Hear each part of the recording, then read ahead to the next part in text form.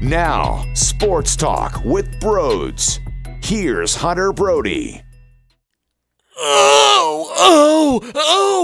What was that? What did I just watch? Are you serious? What is this bullpen? What is this bullpen? What is this bullpen? Is this bullpen real? Tell me this bullpen is not real. That was a disgrace. Nick Pivetta, are you kidding me? That's a sick joke. That is abysmal. That is so bad. How is that possible? It is so hard to be that bad. It is so hard to do what the Phillies just did. Not only that, it's hard to be that terrible all around in their first 31 innings as a bullpen, a 9.87 ERA with 34 earned runs in those 31 innings. How can it possibly be that disturbing? I don't have the answer, but all I know is watching Nick Pivetta made me vomit, and I can't believe just a couple games ago, even though he did allow a home run, I thought, okay, he allowed a home run, but there's no way he's as bad as Austin Davis. There's no way he's as bad as some of the other guys. And by default, you should be able to utilize him out of the bullpen when needed. But holy hell was I wrong, because that was embarrassing. The Phillies won the baseball game. They had 5 home runs, a Didi Gregorius grand slam, Bryce Harper hitting a bomb to get the scoring going. JT continuing to stay hot. Phil Gosselin leading his team off and giving it a how do you do in the leadoff spot. But here's the thing. The only conversation, right now is this bullpen. Aaron Nola, another performance where he gives you double-digit strikeouts. He was awesome. 8 innings, 89 pitches, very efficient, dialed in all the pitches. So beautiful. But that bullpen, it ruined it. It ruined the excitement. Come on. How can you watch that game as a front office member and think, all right, good win, Phils? Are you serious? Now, I know there's a big conversation with Joe Girardi's decision when it came to pulling Aaron Nola. The score was 13-1 at the time. I'm all for pulling Aaron Nola. I don't care about the complete game accolade. It wasn't a perfect game. It wasn't a no-hitter. It was a 13-1 baseball game. Your ace went out there. He gave you those 8 innings, and he gave you that performance. He gives you 10 strikeouts. You pull the guy. You don't need to put him in the 9th. You should be able to get a bullpen guy up to shut down that inning and give you 3 outs. But no. And that's not Joe Girardi's fault that bullpen couldn't finish the job. I mean, Nick Pivetta should be able to go out there and give you the damn 3 outs. I'm all in favor with what Joe Girardi did. I don't think that it was a problem whatsoever, and I totally agree with it. And by the way, did you hear me? I just said your ace, Aaron Nola, because right now he's pitching that way. I gave him crap game 1, where he had that 0-2 count to Aguilar. Aguilar hit the homer, and I thought, okay, here we go. We're seeing more of a 2019 Aaron Nola than a 2018 Aaron Nola, but his last 2 starts, truly tremendous, and he's totally proving me wrong, and I'm here for it. I'm absolutely here for it. Let's see if he can continue this. Let's see if he can continue this ride, because it's all beautiful right now. Everything, all of it. That's a tough lineup on the other side, and they had no answers whatsoever. They weren't able to execute a lick. Well, maybe a tiny lick, because they did get 1 home run.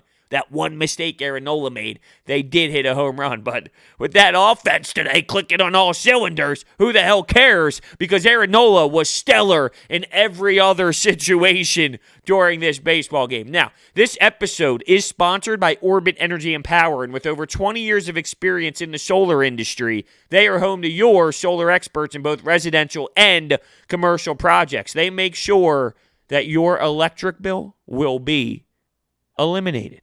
Make sure you check out their information. It is in the description.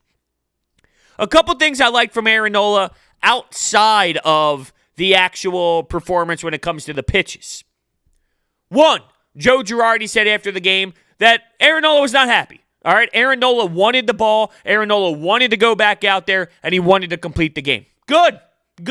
I need that type of mentality out of Aaron Nola. I didn't know if he had that type of personality. He's not a Max Scherzer. He's not a Madison Bumgarner in his prime. Give me the damn baseball. He never really had or showed that true fire. This was a big sign of showing that fire of wanting to be on the mound, wanting the baseball in his hands, wanting to dominate the game, wanting to go back out there and compete. And you need that. You need that out of your top pitchers, okay? You need that out of the guys that you are going to flourish with down the road. So with that being said, I absolutely fell in love with that out of Aaron Nola.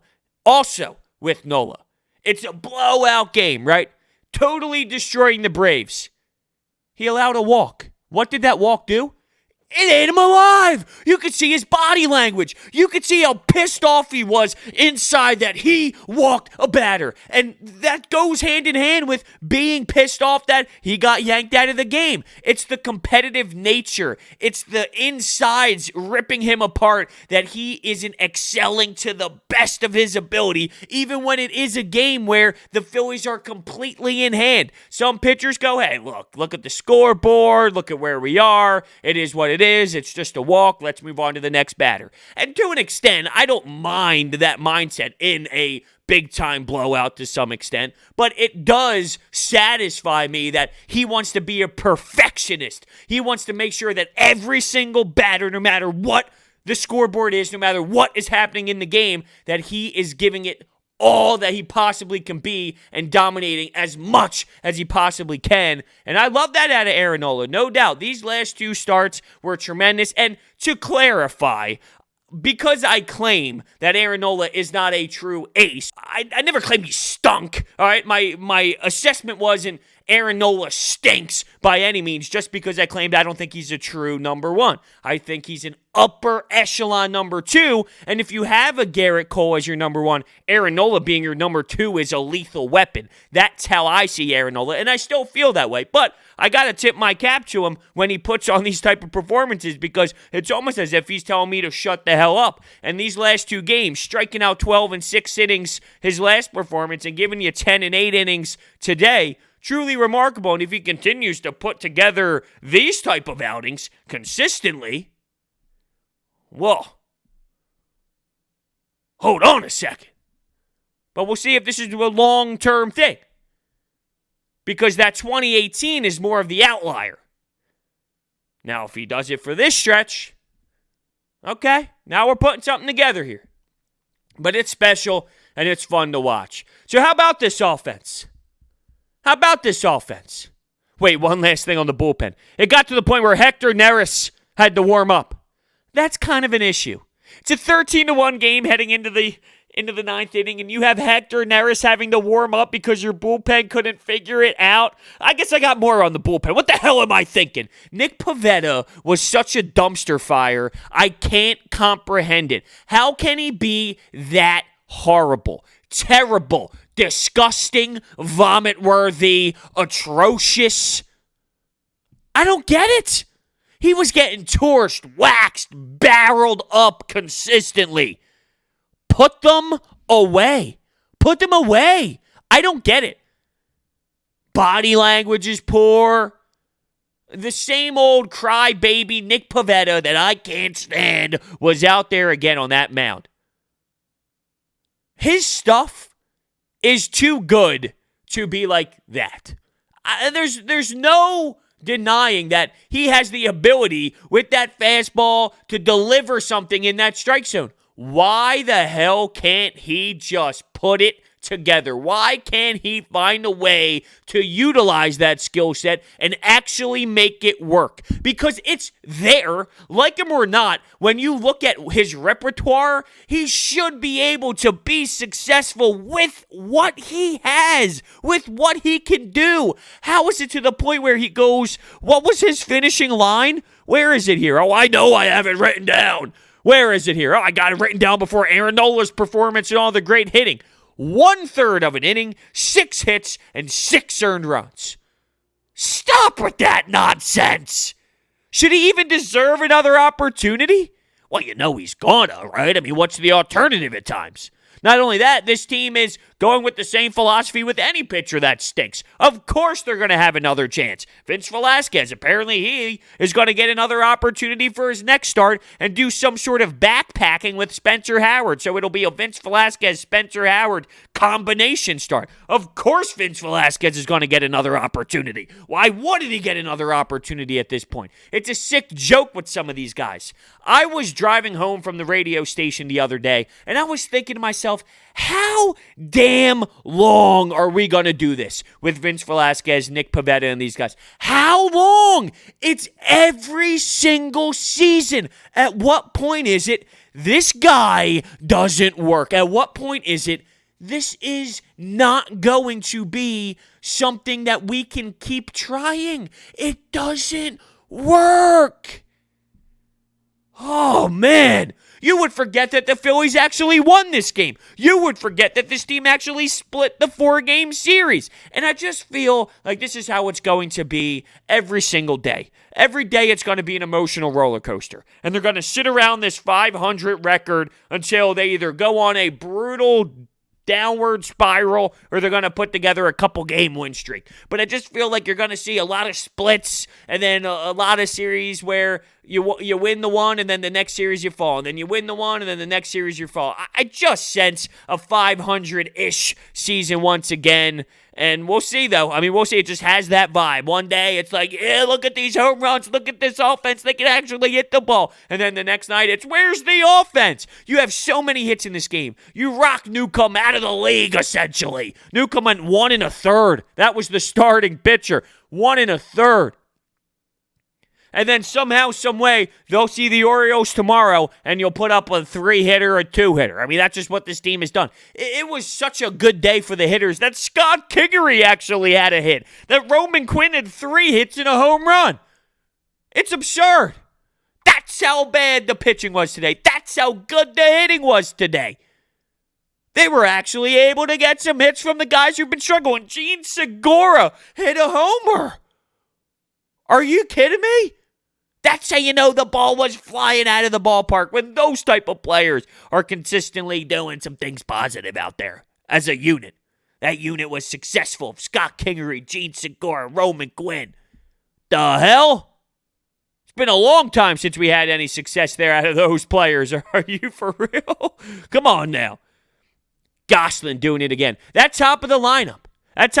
Gosselin, 2 hits and a walk. Rhys, I won't rip him today. He had a hit and a walk in. I will say, over the last couple games, it does seem like he's at least, to an extent, getting some decent exit velocity stuff and squaring up the baseball better than he did in certain situations earlier in the season. It's still not to my liking. He still holds off on a lot of pitches that he should be swinging on, but when he does swing the bat and he does make contact, he is getting it to the warning track. He is actually making some decent exit velocity, and the ball has good exit velocity, and he is starting to square it up a bit more. Nowhere close to my liking, to be fair, but you are seeing he is getting a little bit more comfortable there, swinging the bat. Not where I want him to be. Let me be clear. Nowhere close, but you are seeing a little tiny progression, baby steps. Will it ever get back to where it once was? Probably not.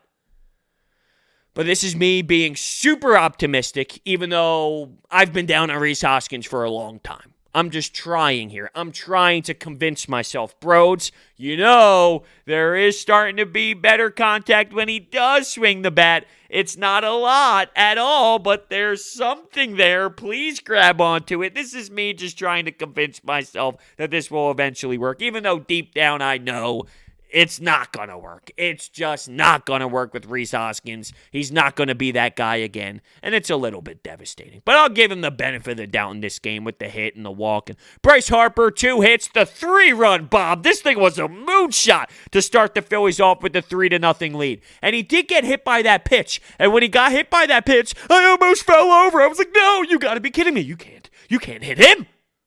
I was waiting for the boys to get over the dugout. Kind of like the Oakland A's and the Houston Astros the other night. Give him a mean stare down. You don't hit my guy, even though it was obvious he didn't mean to do it at all, and he clearly lost control, and it wasn't his night at all on the mound, so no doubt it was an accident. But still, come on, now it's Bryce Harper.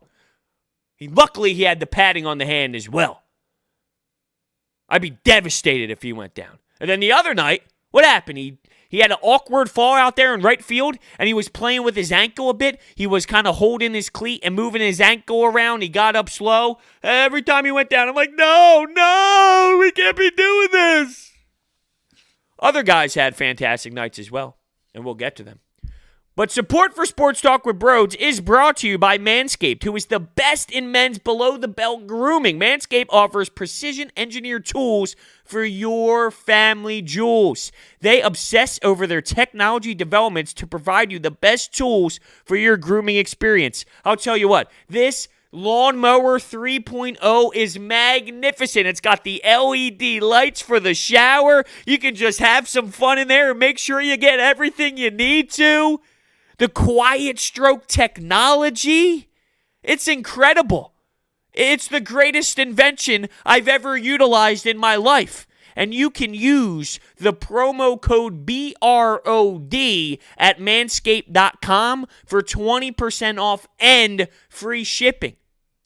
That's promo code BROD for 20% off and free shipping. I'm not lying to you. This thing is genius.